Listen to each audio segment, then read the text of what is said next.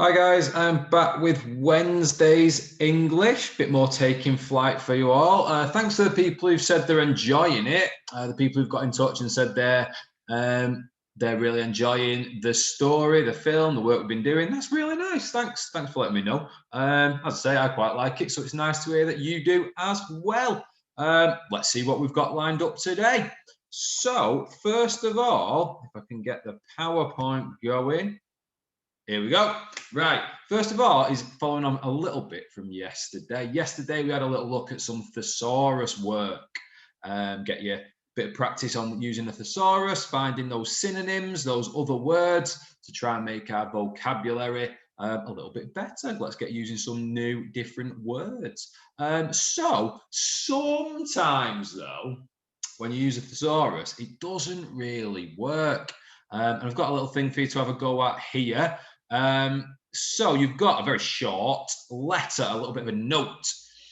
And this is a time when maybe using the thesaurus wasn't the best idea. I'm going to read it for you. It says, "Beloved educator, Robert will be unfit to participate in physical education this day, since he has injured his trotter. He is to attend the physician. Gratitude, Robert's matriarch." Lots of fancy words in that one, and that is because whoever has written this has used the thesaurus and got a bit carried away. So what I want you to do is you can use a thesaurus, and I want you to try and discover and simplify, I suppose, a little bit this note, this letter. Because there are some words in there that you wouldn't really use. You'd use some different words instead. So have a little go. You can pause me. You can use your thesaurus, either a physical one, an actual book, or I'll make sure the thesaurus link is put on our Class Dojo page again, so you can just use the online one. So little first job is to try and decode what this letter is actually saying. Pause me, have a go at that now.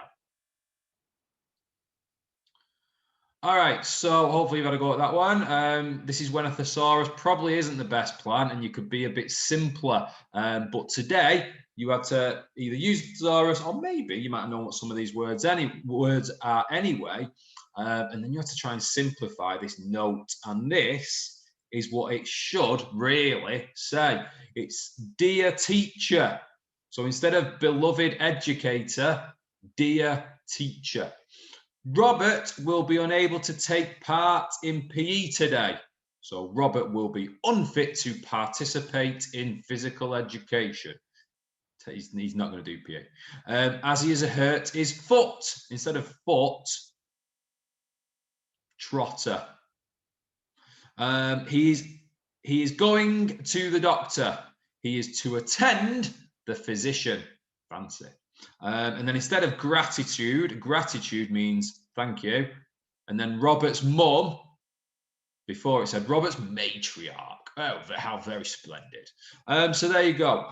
Simpler way of doing it. Sometimes you can get carried away with a thesaurus and put loads of words in, and it's quite hard to understand. Sometimes you can be quite simple, like when you're doing letters to get out of PE, which I know none of you do because PE is quite good. Right, moving on. Right, so that's done with the thesaurus kind of work for now. So what I'm going to ask you to do now is play the film from 1 minute 26 seconds, which is where we left it the other day when we were doing our garage setting. And I want you to pause it at 2:15. And this is the picture at 2:15. So can you do that now? Pause me, watch the video, but pause it at 2 minutes and 15 seconds. Do that now.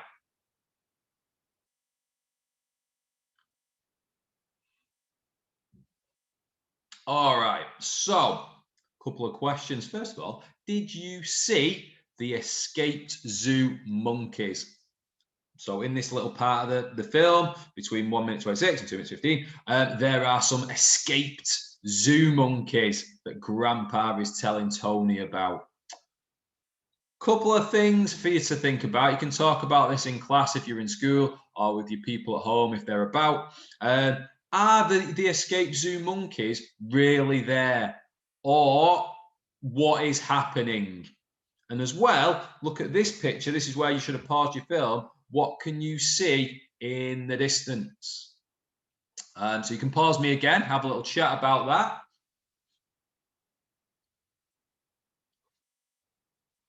Okay, so yes, it's possible the escape zoo monkeys are really there, maybe. However, what Grandpa and Tony start doing is using their imagination. They're imagining that the zoo monkeys are there. Grandpa's telling him a story about them, and Tony is imagining them. They're not really there. And then in the distance, in this picture, if you look closely, you can see they could be windmills, but they're not. They're actually trees, like palm trees, jungle trees. All right, next little bit. So, as I said, Grandpa and Tony have started to use their imaginations, and those trees are the beginning of them imagining they're in the jungle. That's where they go in this part of the film.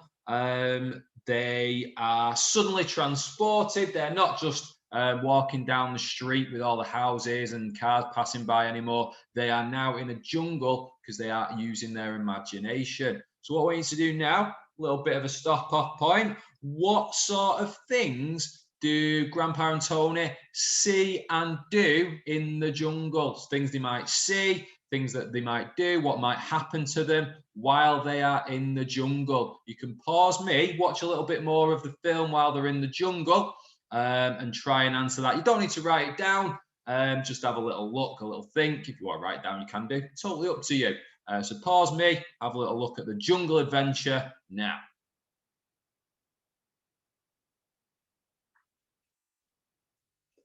Okay, brilliant. Hopefully you got lots of things there. There's a lot going on in that jungle, as most jungles probably do have a lot going on. So hopefully you did that. Right, moving on to the next thing. I'm going to be looking at a little bit of a new kind of poem today. You might have seen this before, you might not. And this is called a kenning poem. You will find this lovely sheet here in your resource pack. And what it's got on it is a kenning poem. In this poem, verbs, doing words, have been turned into nouns. They've been changed into things, and they've done that by putting an ER at the end. If you look at each line on the example kenning poem that you've got, or that's on the screen now, you'll see that it's got ER at the end. So that's a suffix because it's been added to the end of a word. So basically, this poem uses two words on each line to describe its subject. So whatever the poem is about, it uses two words on each line to try and describe it. And I'll read this one out for you. It's animal hider, heat trapper, rain catcher, shade giver, plant grower, land coverer, habitat builder, species breeder, secret keeper, medicine maker, life giver, beauty preserver. Can you guess what the poem, the kenning poem, is about? You can pause the video if you want to have a little chat, a little bit of a think about that. All right, so a really nice kenning poem there. And this one is actually about the jungle that we saw in our film Taking Flight. And maybe if you imagine the jungle and seen it in other programs before and in stories, all those sorts of things describe the jungle. And as you can see, like we said a minute ago, it's two words. And they've changed it and put ER on the end of everything. Every line ends in ER, and it's a way of describing the subject, which in this case is the jungle. Right, you're going to have a little go, but we're going to ease into it. I want you to just come up with 3 lines for a kenning poem, just 3 lines about the escaped monkeys. So think about the monkeys. In a kenning poem, like I said, you need to describe the subject. So have a think, what do monkeys do? What are they like? How do they move? What do they eat? How do they behave? Think about those things and see if you can come up with 3 lines of a Kenning poem about the monkeys. Remember, you just need 2 words, really. Animal, hider, heat, trapper. That was for the jungle. You need to do the same. I want you to come up with 3 for the escaped monkeys. And you can think about these little questions to help you do it. So pause me, have a little go at that. 3 lines for a Kenning poem about the escaped monkeys. Off you go.